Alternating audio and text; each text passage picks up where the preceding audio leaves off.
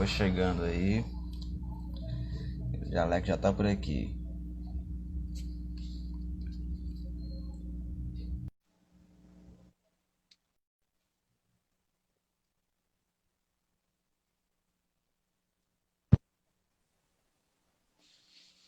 Aí, Opa! beleza? Tá me ouvindo? Tô ouvindo sim. Massa, massa. Beleza? Beleza. Cara, Mas, antes de mais nada, já lhe agradecendo a, a disponibilidade de bater um papo aqui comigo. Fico muito feliz, de verdade. eu que agradeço pelo convite.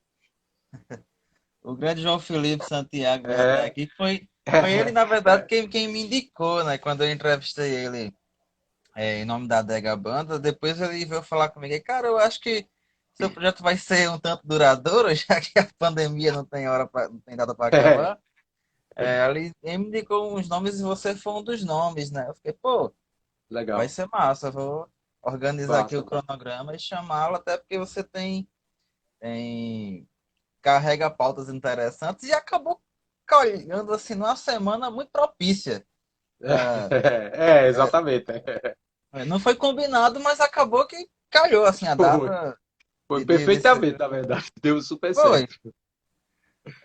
Então, antes de mais nada, eu quero agradecer mais uma vez, né? E a gente vai estar conversando aqui, né? Eu vou tentar deixar essa live salva, e agora eu falo tentar, porque o Instagram às vezes ele resolve não colaborar, né? Sexta-feira eu tive esse probleminha, segunda-feira ele deu certo. Então, espero deixar ela salva aqui para a galera poder assistir depois, salvar lá no YouTube também. Massa. E é isso. Cara, é, como é que eu posso te apresentar primeiro? Porque você tem uma série de facetas, né? Músico, eu também trabalho com assistência social, Uhum. tem uma militância tanto no movimento LGBT quanto na PAF. Como a gente pode começar? Você pode sugerir aí. Na verdade, assistente social, Uhum, sou também militante da APAF, né? Artistas Potiguares Antifascismo, daqui, né? De Natal. No qual inclusive até João Felipe faz parte também. Também sou militante LGBT também, né? Sou do Esquerda Diário, MRT também, né? Que é uma organização política. E também sou produtor cultural, enfim, do underground e tal. Organizo show, já organizei muito show aqui já. E toco em algumas bandas daqui também, né? De Natal. Então acho que é basicamente isso. eu vi que você toca em 4 bandas, né? Isso, 4 bandas. Eu tenho tudo. Agora eu não tô conseguindo tocar em nenhuma, né? É, Tá difícil, tá difícil. só dar um alô pro meu amigo Tiago Nascimento aí, que já tá por aí, já mandou um cheguei, moça. É, cara, como é que você consegue administrar 4 bandas? Tirando agora, Rapaz, mas. é aquela coisa, né? Já faz muitos anos que eu toco, desde 1996, foi a primeira banda que eu tive, né? Eu tenho 42 anos, né? Então, assim, desde 96 que eu já venho nessa de banda e produção cultural, então a gente acaba sempre organizando e tempinho, um dia para uma banda, para ensaio, outro dia para outra banda. Já toquei com o João Felipe, inclusive, em 2 projetos já no passado. Então, assim, eu sou do tipo que não consigo ficar sem tocar, né? Mesmo tendo outras atribuições. Já foram mais de 4 já, inclusive. Já, não, 13 não, né? Já é 13 não, mas já foram bem umas 7 bandas, acho que o máximo que eu já tive, umas 6 bandas por aí, já Simultaneamente. simultaneamente. Mas isso aí quando eu era Caramba. mais jovem, quando eu era mais jovem, né? Agora não tem condição não, agora tem outras responsabilidades e tal, enfim. Então meio que dá para diluir aí no meio da rotina. Agora tá, enfim, não tô tocando em banda nenhuma, né? Tá Uhum. tudo parado. Mas dá certo. E com a compreensão também dos companheiros de banda, a gente acaba dando certo. Pode crer. Até porque também, assim, eu atuo no outro gênero, né? Mais ligado à música regional e tudo mais. E não é um trabalho autoral ainda. Então, acaba tendo uma circulação, uma demanda mais forte desse lance tocado à noite. E às vezes um trabalho autoral não tem tanto, até porque os espaços são muito escassos, né? Geralmente, uma banda autoral tem que procurar os próprios espaços para tocar. os festivais, acaba nem sempre é uma demanda tão, tipo, semanal, por exemplo, né? Sim, sim, sim, sim. É, Pode crer. eu sempre Quer toquei falar? assim vários gêneros, Hum. assim, dentro do rock, né? Uhum. Também da música experimental, música eletrônica, enfim. Uma série eu sempre gostei meio que transitar e de passear em dos estilos que eu gosto, né, em particular, assim, os estilos musicais que eu gosto. Gosto sempre de transitar. Então é por isso que essa minha ansiedade de querer estar tocando sempre mais uma banda, porque eu não consigo ficar só tocando só uma coisa, entendeu? Eu sempre Sim. quero ir tocar outra coisa e, enfim, sempre quero montar banda nova e eu gosto de tocar muito com gente nova também, porque é massa, enfim, é uma energia diferente, boa. E é isso. Massa. Entrou uma galera nova por aqui, então só retomando, né? Eu sou Abner, sou músico e jornalista, aqui no projeto Pandemia Cultural, eu entrevistando artistas, produtores, gestores, e hoje aqui com o Alex Duarte, que é músico, militante antifascista, tudo mais.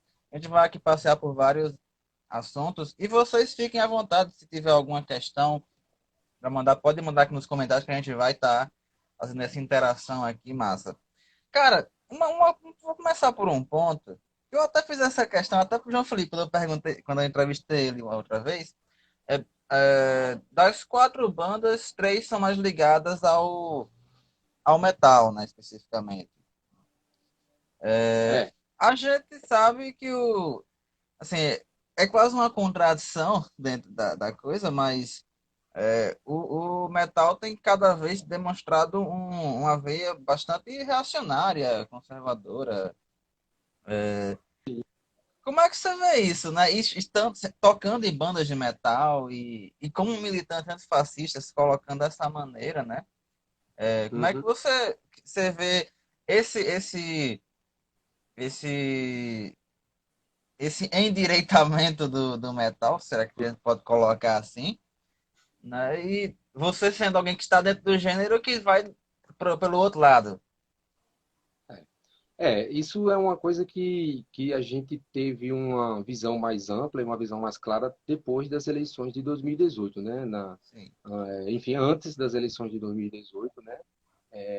Com a candidatura do Bolsonaro e tal, enfim, e com essa chegada da extrema-direita aí nas eleições, a gente teve uma visão mais ampla a respeito de quem era quem no underground.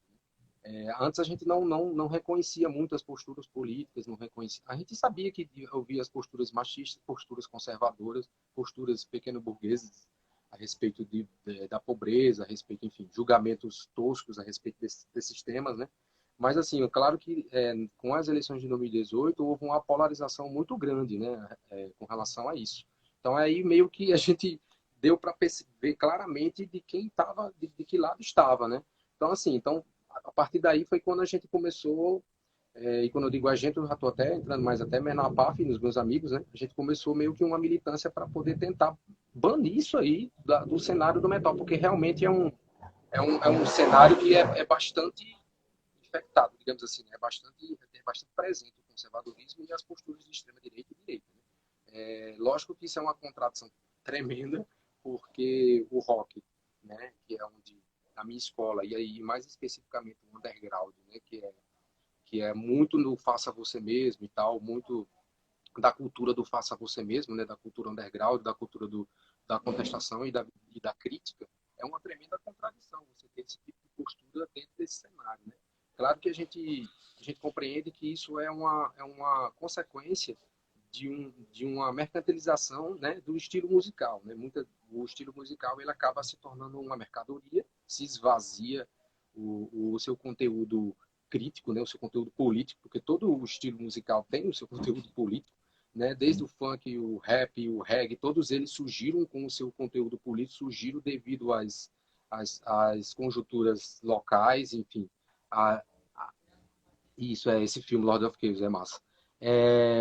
E aí, enfim, o meio que quando entra nessa questão mercadológica de esvaziamento de conteúdo, e aí se torna uma simples mercadoria. Então, muita gente acaba consumindo a música de uma forma muito vazia, né? Sem atentar para as suas letras, sem atentar para a sua crítica e principalmente sem atentar para a sua história.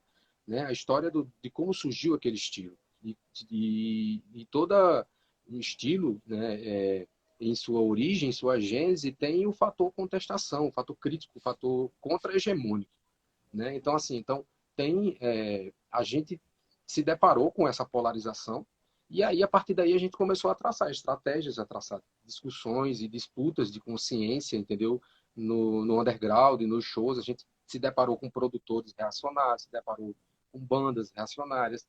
E o lado bom disso aí é que a gente pôde acirrar bastante essa disputa de consciência. Porque, por exemplo, a LGBTfobia é muito presente no metal. Muito presente. E é uma tremenda contradição. Porque é um estilo que há vertentes dos anos 80 que os caras se vestiam praticamente de mulheres, entendeu? Então tinha É. toda uma estética que não combina com essa postura conservadora. E mesmo assim você vê metaleiros, headbangers, entendeu? Tendo essa postura conservadora. Então, assim, isso foi bom para a gente expor essa postura, né, reacionária dessas pessoas, né? E para mostrar que, na verdade, aquilo que eles estavam consumindo e aquilo que eles criticavam principalmente, porque o rock ele costuma criticar a sociedade normativa, costuma criticar a sociedade consumista, costuma criticar todo esse tipo de sociedade enfim, hegemônica que existe. Mas, por outro lado, os indivíduos consomem algo e têm uma mesma postura que a sociedade em geral, que é a sociedade conservadora, a sociedade LGBT-fóbica. Então, assim, munido de toda essa perspectiva, a gente começou a preparar diálogos, preparar, enfim, intervenções em shows, né? Que a gente meio que expôs essas contradições. É uma luta diária, é uma luta que ainda existe, né? Mas a gente percebe que já houve avanços, né? A gente tinha aqui na cidade metaleiros tradicionais, os velhos old schools aí da vida, né? Que muita gente respeita só porque já faz mais de 30 anos que toca, e que tinham posturas reacionárias, posturas LGBTfóbicas, e hoje em dia ninguém mais... Isso acabou, entendeu? Acabou. Dane-se se o cara tem mais de 30 anos. Mas ele é um bosta, entendeu? Ele é um cara conservador, é um cara que tem ideias reacionárias, então isso não vale nada. Então, assim, é uma contradição que ela precisa ser combatida diariamente e constantemente. Porque tem a Red Band conservador que é fã do Menor, justamente, eu estava falando aqui, entendeu? E o Menor tem toda uma estética de shortinho curto, de peito à mostra, entendeu? Aquela coisa toda. Então, assim, tem toda uma Mas, estética João de... Felipe, eu acho que você não é fã do Manoá. Espero que entenda a João referência. Felipe Cadê? Então, assim, então é um cenário que, embora ele tenha nascido contestador e subversivo, os indivíduos que consomem ele são bastante conservadores, em sua grande maioria, infelizmente. Embora aqui no Nordeste a gente tenha uma diferença, né? Aqui em particular em Natal, hoje a gente já tem um cenário melhor com relação a isso, assim, com relação aos shows, e é uma postura mais progressista de esquerda, uma postura mais, enfim, não reacionária, né? Mas ainda tem bastante, ainda tem muito, né? Então, assim, é uma luta diária. É uma luta diária e que ela precisa ser combatida para que seja modificada, né? Mas isso é mesmo fruto do fato das pessoas consumirem as coisas e não atentarem para a sua origem, né? A origem daquilo que está sendo consumido ali e por que surgiu, enfim. É basicamente isso. Eu fico meio indignado às vezes quando eu vejo. E isso acontece até com bandas que são muito explícitas, assim, de posturas políticas. Pegar um exemplo que é fora do heavy metal, mas, tipo, pegar a banda clássica, assim, das mais politizadas, que é o Dead Fish. E você Uhum. ainda vê gente, a galera que se surpreende com certas posturas, com esse É, acirramento todo mundo ficou mais claro, mas tipo, Dead Fish é explícito desde os anos 90, a postura eles 90. mantiveram coerentes e ainda tem a velha. Não, é porque eu vim pelos riffs. Pois é, e olha É, que é em português, né? Imagine se não que é em fosse. português. Né? Em Em português, né? português. E o lance dos riffs eu acho da graça, porque, tipo, eu acho que. Porque o punk é mais simples, né? Assim, no metal Uhum. você deve ter um trabalho mais elaborado de riffs. Que dentro do punk a Exatamente. coisa é muito mais simples e é em português explícito. O último disco dos caras foi assim. Tem nem que interpretar, tá ali. É, tá direto, né? Super, super direto. E É, Pink o. Floyd, ou como o João Felipe falou, Pink Floyd Uhum. sempre teve isso. Pronto.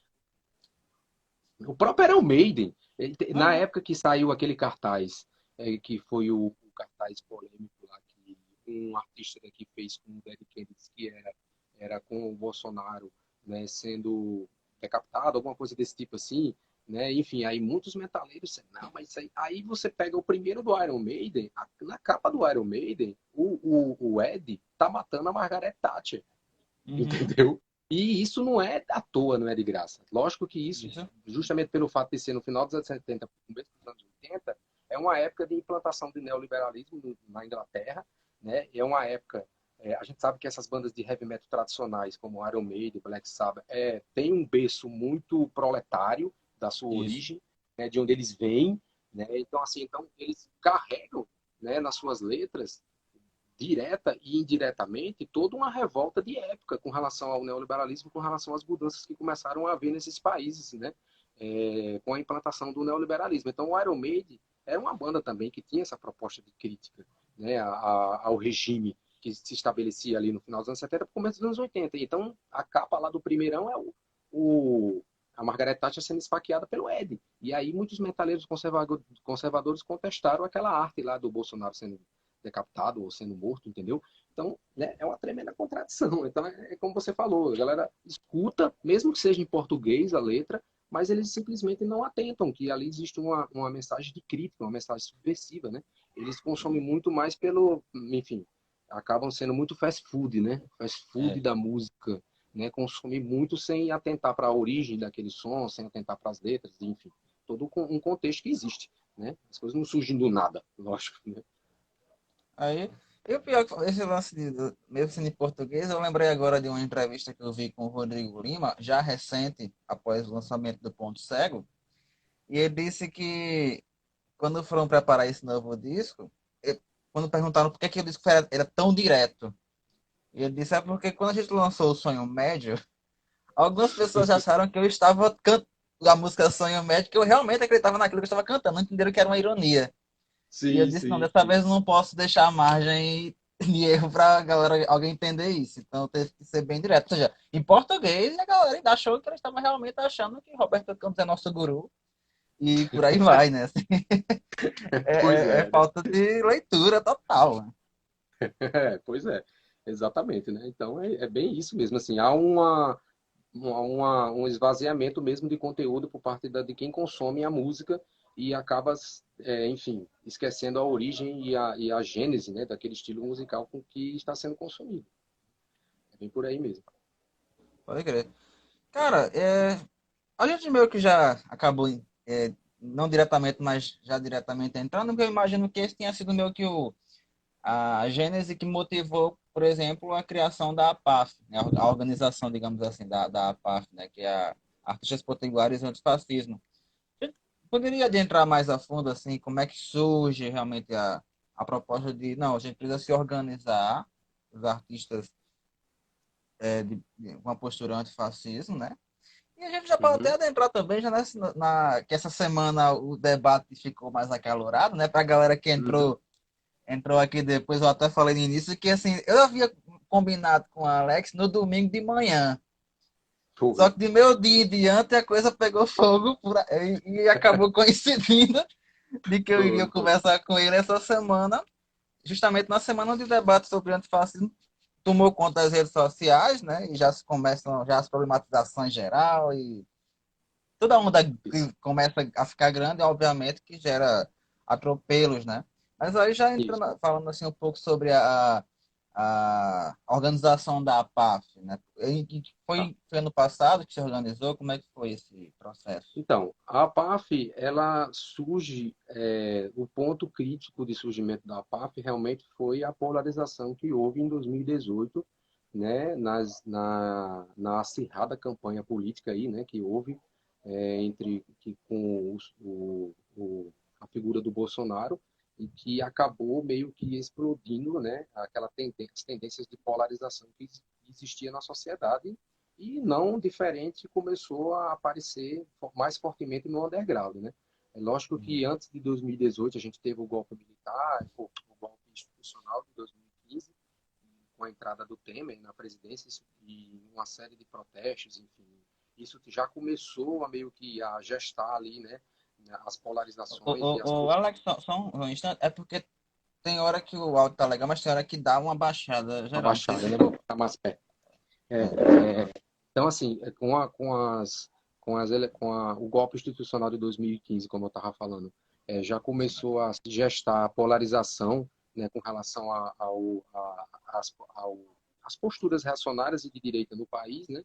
E aí, na campanha eleitoral, a gente começou a perceber isso muito no underground em si, né? Isso em produtores, em bandas, enfim, em músicos, na verdade, todos os sujeitos que compõem o underground, seja aquele público, né? Seja o designer, seja o produtor, seja o músico, seja, enfim, o road, enfim. A gente começou a perceber essa polarização enorme, né? E muita gente mesmo assumindo uma postura conservadora e de direita, de extrema direita, nas redes sociais principalmente, claro, né? E nos shows também. Então, a partir daí, como eu sempre fui muito ativo no underground, então acaba que eu conheci muita gente de várias bandas, a gente começou a trocar informações, a conversar a respeito dessas polarizações, e aí a gente viu uma necessidade, né, antes mesmo das eleições, de outubro, né, de 2018, das eleições, a gente viu a necessidade de se organizar de forma física, para além da internet, né,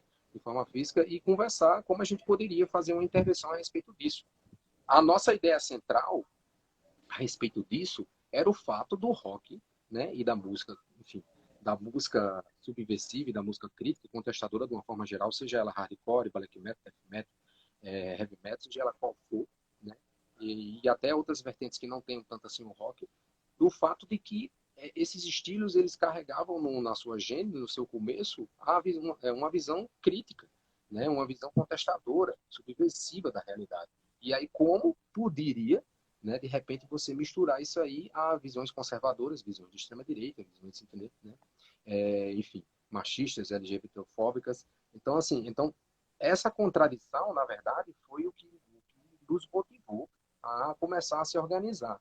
A gente percebia bastante que o underground, ele não, apesar de que muitas bandas tinham posturas no palco enfim, de palavras de ordem, né, fora tema e tal, mas elas não aprofundavam muitas vezes a discussão política, né, Sim. que era necessário ser aprofundada, né, e ficavam muitas vezes no superficial, no senso comum e tal. Então isso acabava aqui gerando confusões, gerando o isentão, né, gerando aquele comportamento isento e tal.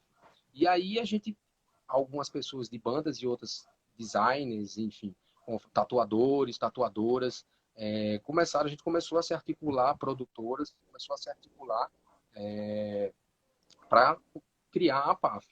Então, assim, a gente começou a se reunir lá no IFRN, da Cidade Alta, né, o Chilton, que é do Born do Frido, daqui Sim. de Natal, né, que é uma banda também muito foda e tal, que tem essa pegada crítica e tal, de hardcore, melódico, e a gente já era amigo antes, a gente começou a conversar nessa possibilidade, aí teve também a Dani, né, Daniela Nascimento, que é uma mina, que é produtora aqui de shows, inclusive de shows de metal, né, e enfim, teve Clara, aí o João Felipe, né, que já desde antes era um companheiro de luta, né, que eu sempre já tenho aí já faz um tempo, a gente já militou em organização política junto e tal, e aí a gente começou a se articular para criar essa ideia da APAF. A APAF, ela tem esse propósito de politizar o underground, porque a nossa ideia era levar uma politização mais densa para o underground, justamente para combater essas ideias reacionárias e conservadoras e expor o quanto isso era contraditório, né, num ambiente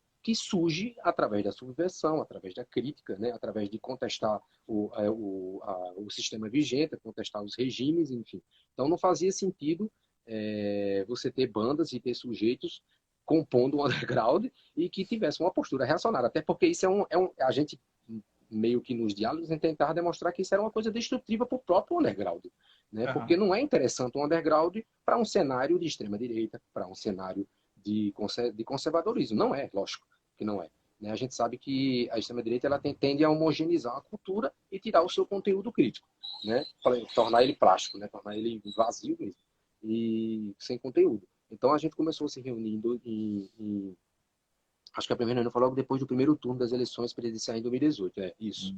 E aí a gente já vinha conversando, a gente fez um manifesto, a gente fez uma lista de bandas, uma lista de bandas que se declaravam antifascistas e tal, porque a gente já percebia quem era o Bolsonaro, a gente já sabia quem era ele, a gente já sabia as suas origens e tal.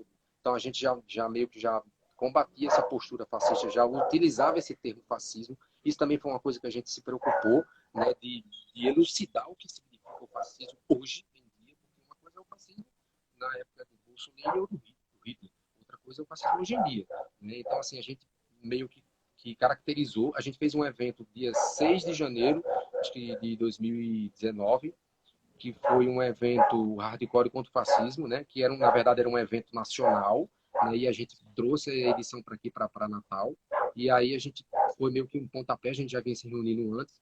Nessa edição do hardcore contra o fascismo, a gente meio que experienciou tudo aquilo que a gente pensava com relação ao que a gente queria fazer nos eventos, porque a ideia é transformar os eventos não só em shows, né? Você ir lá e curtir um som e uma banda, mas um lugar que você pudesse se politizar, que você pudesse ouvir uma ideia, que você pudesse ver um livro, que você pudesse ver uma mensagem crítica, né? De uma forma mais aprofundada. E foi um evento que, enfim, foi muito bom. A gente teve, inclusive, uns palestrantes que falaram sobre a questão do que seria o fascismo e tal, hoje em dia, enfim, caracterizando o fascismo do passado e trazendo para o contexto atual. A partir daí a gente começou a se reunir todos os meses, né? E também uma coisa importante de dizer a respeito da PAF é que, embora seja artistas potiguares antifascismo, a gente nunca só teve artistas em si, assim, digamos, né? Músicos ou produtores, ou a gente teve todo o espectro de artistas que você imaginar, inclusive os sujeitos que são o público que é o que é essencial para o underground, né? Então, Total. assim, eles também são construtores do underground. Então, assim, a gente tem desde de pichadores, desde designers, tatuadores, dançarinos, dançarinas, enfim, coreógrafos, de todo tipo de espectro aí dos artistas. E aí a gente começou a se reunir. É lógico que era uma ideia que a gente estava meio que construindo e tateando ela, porque a gente não fazia ideia de como ia, era uma coisa meio também que inédita, né? A gente não sabia como é que a gente ia atuar nos shows, porque o show sempre foi uma coisa muito mais efêmero, digamos assim, né? Você ia para lá, curtia, bebia, curtia o seu som e ia embora. Como você vai capturar a atenção do público para uma ideia, para um... E a partir daí a gente começou a ter várias formas de fazer isso. A gente fez oficinas de rimas, a gente fez palestras, exibiu filmes, rodas de conversa, né? A gente tentou o Teatro do Oprimido, enfim, a gente fez alguns eventos lá no Passo da Pátria. A gente tem alguns parceiros muito importantes aí nessa estrada, já de lá para cá, que é o Viramundo Potiguar, lá no Passo da Pátria, que é na comunidade, que isso foi também crucial para a gente ter um avanço de qualidade nas nossas ações, né? Porque, enfim, eles já têm um trabalho lá com a comunidade, né? Um trabalho de conscientização social, um trabalho de levar, enfim, oficinas para os moradores, para as crianças e tal. A gente meio que se uniu a eles e fez alguns eventos lá que foram muito interessantes, né? A gente fez eventos, enfim, em bares normais, em comuns, evento em ruas. O Garagem de Rua é outro grande parceiro nosso, porque que é o Chilton e o Litinho, lá da Zona Norte, que é um projeto muito maravilhoso que tem lá, que era uma vez a cada no primeiro domingo do mês, não era o primeiro sábado, não estou lembrando agora, faz tanto tempo que não rola.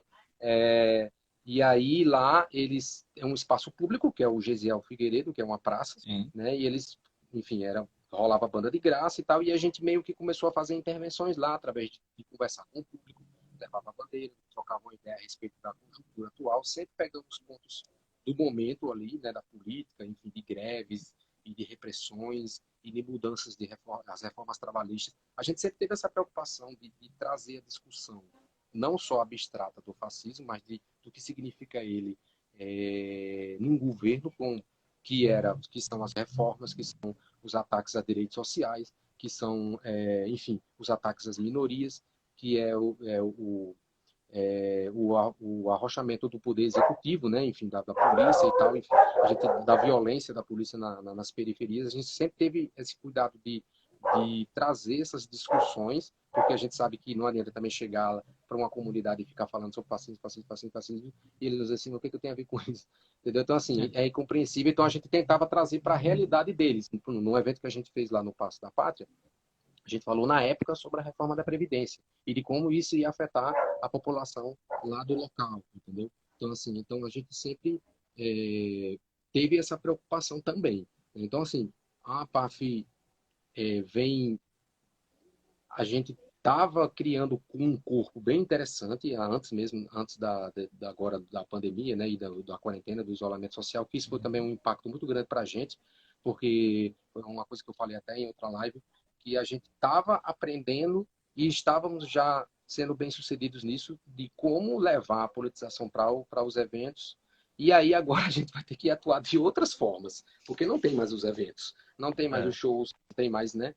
Então aí a gente meio que estava agora reaprendendo de que forma a gente vai poder continuar atuando. Então, assim, em resumo, a APAF é uma organização que é composta por diversos pensamentos de esquerda, enfim, e diversas organizações políticas, mas sempre com um pensamento progressista de esquerda e diversas categorias aí, desde grafiteiros, como eu falei, tatuadores, enfim, pichadores, músicos, produtores, designers, digital influencers e tudo mais aí que a gente que se encaixa dentro dessa perspectiva de artista, né? Então, acho que é basicamente nisso, é isso. Massa. Eu lembro que eu acompanho um pouquinho a distância, né? Toda a atuação de vocês já tem um tempinho e tal. Acho muito massa. E era um pensamento até em algum momento chegar junto, de fato, porque já de algum tempo, que eu acho essencial, né? Inclusive, eu lembro quando anunciou o Hardcore pelo fascismo, contra o fascismo, quer dizer, que eu não, eu lembro que eu não fui por algum motivo. Eu tinha até programado para ir, mas depois vi a repercussão, foi muito massa do evento. E inclusive fiquei até até conversei com uns amigos meus, pô, tem que fazer o forró contra o fascismo, cara. Seria massa, agora pra gente seria perfeito, cara. Mas essa luta ainda vai durar muito tempo, Vai, vai sair. vai, Vai. vai sim. Não sei se a PAF aceita forrozeiros também, né? Mas Aceita, é artista, vai, é tudo pronto. artista. Que também é underground, assim, a gente, o forró ele se divide em várias nuances, né? E eu toco num grupo chamado Fuxico de Feira, né? E a gente Uhum. sempre teve sempre fez questão de se posicionar, né, ao lado dos movimentos, já tocar Feira do MST a gente já é figurinha carimbada já desses eventos, né? Então a gente sempre tem essa posição de querer somar para a luta, né? Através de um gênero musical que também tem essa problemática, né? Porque o forró é tão essa coisa de ser dançante, a galera encara só como é só festa, só diversão e não, também é um instrumento musical também se levar uma mensagem. E a gente Sim, tenta com certeza. mostrar para o público também esse outro lado, né? De, um- de, da, de um estilo musical que faz parte de uma cultura de um povo, né? E que geral, em sua grande maioria são são músicas que retratam a vivência das classes populares e que, de uma outra forma, também dá luz a problemáticas sociais, Isso. né? Às vezes de uma maneira um pouco não tão dura, às vezes de uma maneira até um pouco mais poética, assim, se poetiza até demais alguns problemas, né? Se normatiza, Uhum. mas não deixa de estar dando luz a algumas questões, né? Então, assim, em breve aí, eu junto com a PAF aí, organizar o forró contra o fascismo acho que vai dar certo esse rolê, viu? Ai, vai demais. E sim, inclusive a gente organizou não do forró, mas falando agora, tô até do Rodrigo, você falou, eu lembrei. Não, é que eu lembrei que quando teve o Garage Sounds, que foi Sim. aquele evento que teve, né, acho que foi em 2019, se eu não me engano. Eu tava Pronto, lá, inclusive. pronto. Aí na segunda-feira a gente organizou um debate com o Rodrigo, lá, lá no Seburubu, que é um centro que tem lá na cidade. Né? A gente Uhum. organizou um debate com ele. A gente aproveitou a vinda dele aí, o Chilton também, enfim, conhece ele. E aí a gente articulou e foi bem legal. Teve um debate na segunda-feira que foi justamente sobre essa questão do fascismo e tal, né? E ele acabou trazendo a experiência lá de São Paulo e tal, enfim, a experiência que ele tem lá com relação a... Até porque lá é bem pior, assim, existem grupos, né? Grupos fascistas, enfim, grupos de extrema-direita e grupos reacionários que vão aos shows, enfim, existe um bar. Aqui a gente não tem esse problema, embora a gente tenha indivíduos, né? Que de vez em quando apareçam, mas ultimamente nos shows eles não, pelo menos né, até quando estava tendo os últimos shows, eles não estavam mais aparecendo justamente porque sabiam que a gente estava levando essas discussões para todos os shows, mesmo os shows que a gente não organizava, a gente sempre levava a bandeira, sempre levava a nossa presença política, né? E se possível a gente sempre fazia alguma fala, né? Justamente para combater, sim, e a questão também do machismo, que é muito presente no underground do heavy metal e do metal, né? Em geral, da música pesada, é muito presente e a gente tem um, um recorte na PAF são as mulheres, né? Existe a gente meio que a PAF é dividida em comissões, né? A gente acaba que a gente aproveita as habilidades de cada um, né? E aí a gente dividiu em comissões, a PAF, e cada um fica dentro de uma comissão. Então aí tem a comissão das mulheres e elas, nos últimos tempos, antes da pandemia, elas estavam sendo bem crucial nesse debate. A gente teve um show, inclusive, da banda Escrota, de São Paulo, e teve as meninas da PAF organizaram um debate lá no El Rock, que foi muito bom, que é justamente problematizando essa questão do machismo no underground, né, que é muito forte. A gente teve um caso aqui em Natal de um agressor, né, que frequentava tranquilamente e normalmente os shows. Né, ele enfim, espancou a ex-companheira dele, né, espancou mesmo, e aí aquela velha história, ela deixou de frequentar os shows, deixou de ir nos locais de show e ele continuava frequentando lindamente, sorrindo para todo mundo, enfim, e ninguém ligava, só até o momento em que a gente começou a problematizar isso aí nos shows, né? Começou a problematizar e chegou inclusive o ponto dele ser expulso de uma casa de show. Então, assim, era uma coisa que acontecia, é bem comum no metal, né? Essa tentativa de submissão que existe na sociedade, né? Em Sim. geral, né, de submeter a mulher aos desejos do homem, como que ela vai dizer papo que a mulher não tem som e que ela tá ali porque é namorada de alguém, né? Então, no metal e no underground também era muito comum isso. E aí as meninas da APAF começaram a levar essa discussão com mais força, né, para os shows. A gente tem uma produtora poderosa na APAF, que é a Daniela Nascimento, que produziu um festival de metal aqui já faz muitos anos, né? Produziu várias edições. Então, assim, por mais que você tenha uma mulher que produza uma coisa dentro do underground, mesmo assim ela ainda não é vista como deveria ser, entendeu? Então, Sim. assim, a PAF também tem esse cuidado de problematizar esses recortes, como a LGBTfobia também, que é muito presente, né, no underground, e isso é uma coisa que, inclusive, nos últimos tempos eu tenho problematizado bastante, né, nos grupos aí de Facebook da vida, de metal, o grupo Natal Metal daqui, né, eu sempre vou lá, dou uma problematizada com relação a isso, porque é uma coisa que também se passa pano e não se é discutido, né, e aí a PAF tem sido também bastante crucial para essa discussão ela avançar.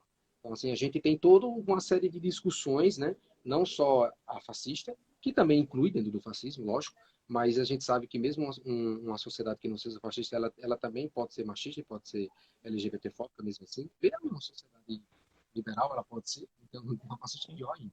Então, assim, a gente também tem essa preocupação de levar essa discussão para esses espaços, né? E para tensionar e provocar mudanças mesmo. Né?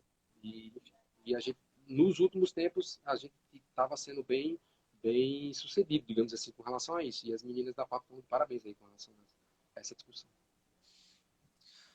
Nesse momento acho que você até deu uma pincelada, mas só para aprofundar um pouquinho mais, assim, nesse momento agora, tem um comentário aqui, vamos só... É o Joãozinho. Ah, esse passo pano no metal rola muito porque há um falso sentimento de unidade no metal. É, Usa preto e saca metal é tudo irmão. E não será por causa de gosto musical que estaremos do mesmo lado. Exatamente. tem muito isso, essa falsa unidade, né? Não só porque o cara curte som e outra. muitas vezes é uma unidade construída através do consumismo também. Só porque o cara... Inclusive, esse agressor, que até um tempo atrás circulava tranquilamente no metal, ele era aceito nos lugares, porque eu cheguei a ouvir isso, porque ele consumia, porque ele comprava, porque ele, entendeu? Então, assim, o cara é um tremendo de um escroto, um agressor, entendeu? Mas era aceito nos espaços porque consumia, porque comprava uma cerveja, porque comprava o CD da minha banda. Eu não quero nem saber se esse cara compra o CD, e para mim ele tanto faz, entendeu? Então, assim, então é aquilo que a gente estava conversando no começo. Estava falando no começo da questão de você do lance mercadológico, né? De Sim. mercantilizar a música demais, né? Não que, lógico que o artista ele precisa sobreviver, né? Mas a que custo? Ao custo de uma opressão a uma minoria? Ao custo de uma opressão às mulheres? Não faz sentido isso, entendeu? Não faz o menor sentido. Então, assim, então rola isso muito que João Felipe falou aí, porque se confunde muito consumir com ser bem visto ali. Não, só porque o cara consome, só porque eu estou consumindo, eu estou fazendo minha parte. E muitas vezes o cara acha que ele pode ser aceito com as suas ideias conservadoras e reacionárias só porque ele compra CD da banda, compra camisa, entendeu? E essa também é uma postura que vem sendo transformada e mudada no Anegal, entendeu? Ainda bem. Massa. Eu ia perguntar sobre agora, você falando da experiência da que a PAF vinha tendo, né, antes dessa pausa, essa pausa involuntária e não programada, né? Uhum. E aí, como é que vocês estão fazendo ou vão fazer assim para não deixar a coisa morrer, a coisa morgar, assim, como manter a discussão viva acontecendo, mesmo que o show não esteja acontecendo, não esteja sendo possível se reunir pessoalmente. Eu sei que isso atrapalha muito, por exemplo, com as atividades que vocês iam fazendo tipo nas periferias, né? Isso complica demais, porque a gente sabe que a internet ainda não é uma coisa que está em todos os lugares, não é uma coisa totalmente acessível ainda, né? Isso. O que é que vocês têm pensado assim de para manter a PAF viva, ainda mais agora que agora ela se tornou essencial ao extremo, né? É. Assim, como eu falei, a gente vai voltar a tatear, voltar a entender que de forma a gente pode atuar na realidade com essa nova conjuntura, né? Com essa Uhum. nova realidade que se apresenta, que é uma quarentena no meio de uma pandemia onde você não pode ter aglomerações de pessoas, em tese, né? Em tese. Em tese não pode ter. Mas, assim, a gente sabe também que o avanço da extrema-direita e, consequentemente, do fascismo, ele tem provocado essas revoltas pelo mundo, né? E provocado as exceções. A gente viu aí nos Estados Unidos com um assassinato por parte da polícia de Minneapolis, né, do George Floyd. Inclusive, eu até saldo aí, né, faço uma saudação realmente a esses atos de revolta que está tendo nos Estados Unidos, que hoje são em todos os estados, agora nos Estados Unidos, né, que justamente é um basta, né, da população negra para essa violência fascista que sempre existiu e que com certeza foi bastante acirrada agora com o Trump, né, da mesma forma como aqui a gente está vendo aqui com o Bolsonaro, acaba que esses políticos reacionários e fascistas, eles acabam legitimando, né, deixando a população, aqueles que têm ideias reacionárias, aqueles que têm ideias fascistas, à vontade para poder agir, né, e não é à toa que um policial desse se sentiu à vontade de esmagar o pescoço de um ser humano de frente sendo filmado, né. Uhum. Então, assim, então a gente vê que é uma coisa que já atingiu um pico que não dá mais para tolerar, não da forma como a gente tolerava, né.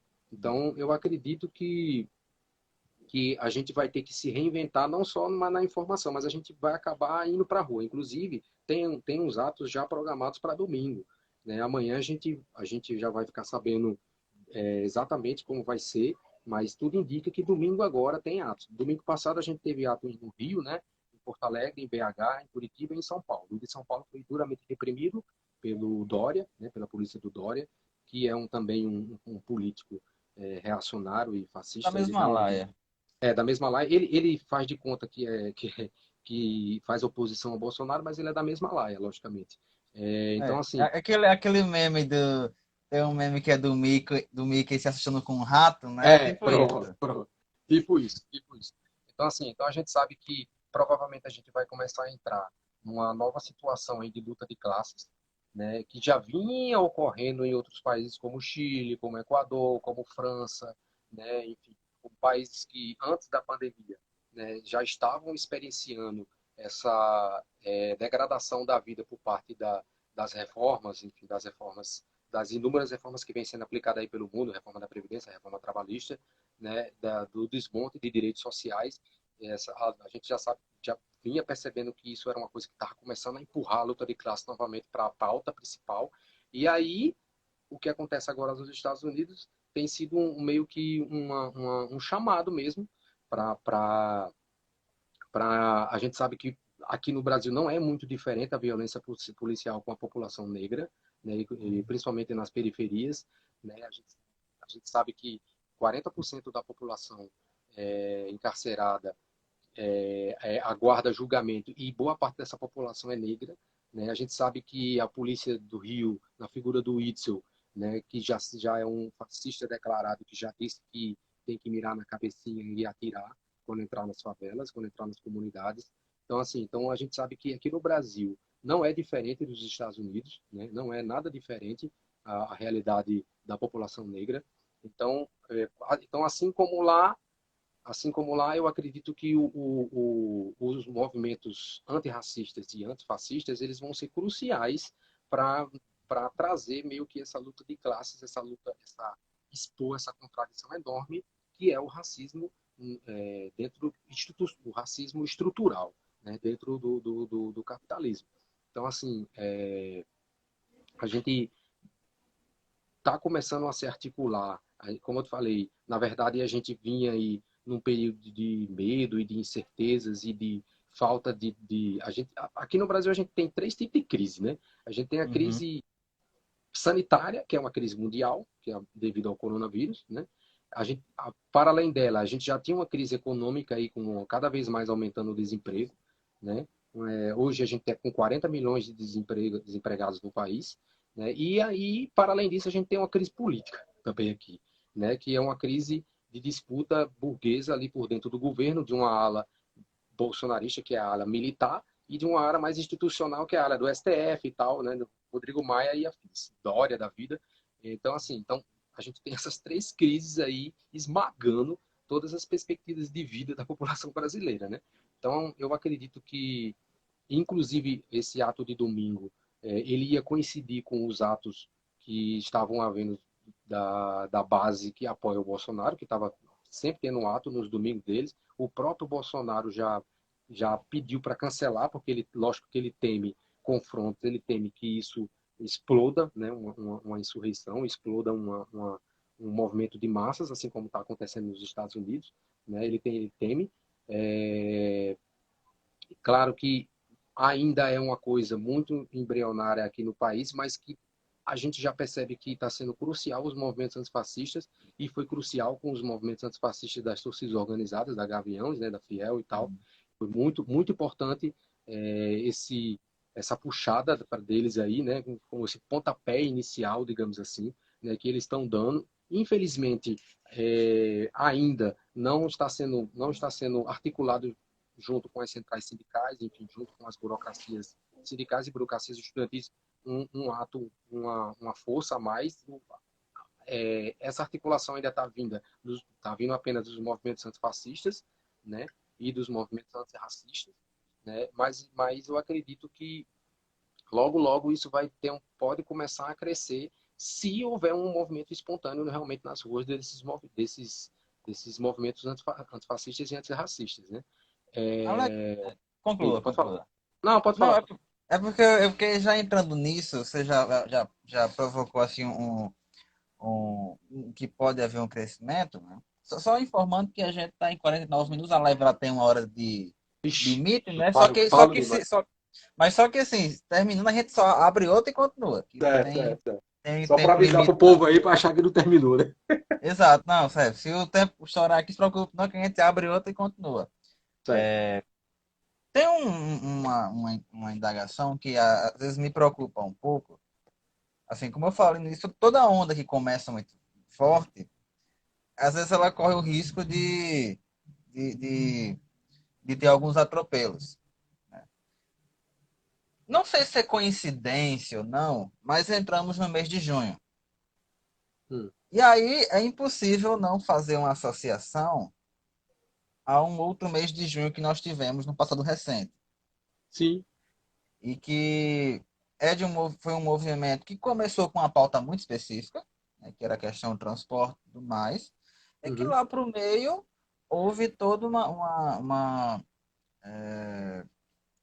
a direita se apossou do Uhum. movimento, né, implantou uma outra narrativa e que trouxe uma grande massa para a rua também. Assim, muita gente foi para a rua pela primeira vez na vida, né? Que Uhum. tiveram também, assim, tiveram as figuras, teve um saldo positivo também de algumas pessoas que nunca tinham ido para a rua, mas que tiveram a preocupação de ir atrás de adquirir conhecimento, ou foram, os movimentos conseguiram realmente trazer elas para o lado de realmente da luta social e tudo mais, né? Mas a gente sabe que o que a gente vive hoje são desdobramentos de algo que começou em Uhum. 2013, né? E vem se arrastando. Eu até vendo uma live ontem com a Ivana Bento, ela até brinca, a gente ainda está em 2013. Tá vivendo aquilo ali, né? E aí a gente, de segunda para cá, as redes sociais ficaram assim imersas, né? De declarar, todo mundo se declarando antifascista do que você imaginar. Óbvio que é muito massa, assim, as pessoas se declarando, tendo a coragem de se posicionar como antifascistas, mesmo quem nunca se posicionou com nada, se sentiu à vontade de que quis se posicionar contra uma situação. Só que aquela coisa, se a gente, a falta de conhecimento pode transformar tudo isso numa massa de manobra. E a gente Isso. sabe, enfim, a direita tem Com as certeza. meios de comunicação a favor deles e tudo mais, que é o que dita muito a opinião pública, né? Que decide o que é a opinião pública e o que não é, né? Mediante o interesse privado. Você acha que corre um risco da gente ter uma repetição, assim, de repente, daquilo que aconteceu e de repente esse movimento acabar se perdendo? É um risco que a gente tem, né? Ou o universo nos deu uma segunda chance de tentar reescrever o junho de 2013, né? Ou as duas coisas. Gostei O que é dessa. que você acha? Pensar por esse Oi? lado. Eu vou pensar por esse lado, de uma nova chance de reescrever a história. É porque Legal. eu penso muito isso, porque eu lembro que ano passado, eu gosto muito disso, né? Dessa retomada do passado e tudo mais. Ano passado, 15 luta pela educação, né? Hum. Eu lembro perfeitamente que dia 15 de maio foi o dia que teve o primeiro ato em 2013. Que foi Uhum. que acabou resultando, né? Aí disse, pô, Hum. anos depois, outro 15 de maio, de repente a gente pode. E foi aquele ato gigantesco, o bolo estava em Natal e tudo mais. Foi um ato belíssimo, assim. Acho que foi o maior ato que teve na história dessa cidade, foi muita gente. Né? E de Uhum. repente, não sei se com um acirramento, porque o Brasil é outro de 2013 para cá, a gente tem uma outra configuração. E agora a gente tá com a polarização, ficou tudo mais claro assim, quem é quem, É, né? a gente tem. Você acha que a gente a gente corre um risco de repente do movimento se perder caso não esteja realmente bem organizado? Ou você acha que não, que a gente vai tirar um salto positivo de repente ter uma movimentação interessante, de repente ter reescrever a história de junho? Eu acredito assim que tudo vai depender de que tipo de unidade a gente vai construir, sabe? Não cometendo os mesmos erros do passado de construir unidades com golpistas, construir unidades com a direita, com o centrão, entendeu? Alex, só uma coisinha, é porque esse é um assunto que eu acho que a gente vai até se prolongar um pouco mais, porque eu acho que é Hum. uma análise interessante. A gente tem 5 minutos aqui, porque É melhor parar, né? eu não sei fazer perguntas curtas. Então acho que é melhor a gente já abrir logo a outra live e a gente já Pronto, começa respondendo essa questão, beleza? Então, galera pronto. que que tá acompanhando, é coisa de 10 segundos, tá certo? É só A gente fechar vai entrar aqui. novamente, hein, galera? Volta aí. Volta aí que Eu o vou fechar aqui. assunto. Massa, Fechar. valeu.